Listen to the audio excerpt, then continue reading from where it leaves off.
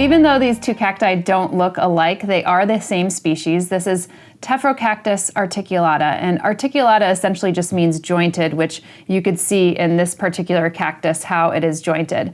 But this variation is called inermis, which in Latin means without spines, which you could see it's pretty smooth here. Nothing's kind of poking me or have any kind of bristles on this.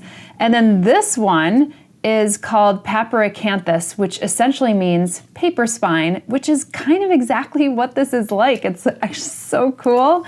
It feels like papery cardboard. And I got these around the same time, about 2 years ago.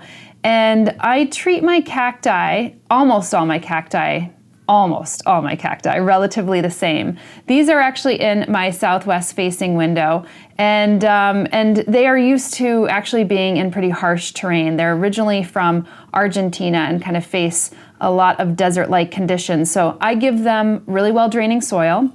And I actually withhold watering in my cacti over the winter months. So in spring, summer, and fall, that's when I actually start picking up with watering. And the reason for that is cacti, they don't have any leaves, so they're dropping their leaves, or they don't have any leaves, so they've kind of developed these kind of more swollen stems. So this is their water storage unit. So leaves could actually provide a lot of water loss, and in this case, these cacti kind of hold on to their water in their water storage stems, if you will. So I don't water these as frequently as you would think. I mean, even with a well-draining mix, I probably water them in the spring and summer probably once a week. They don't need any more than that, but I do give them a really thorough watering. And if you're familiar in the Northeast, a southwest facing window is a lot of intense light, which these do not seem to mind.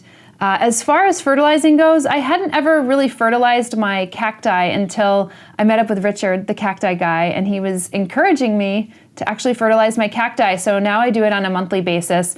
And you could do, very light nitrogen, 247, or sometimes you could find a 011 when it comes to cacti. There's not much, they're not heavy feeders as far as like any type of fertilizer goes, but it is helpful to actually fertilize them. They will enjoy it. So 247, 347, something along those lines on a monthly basis is going to be perfect for your cacti.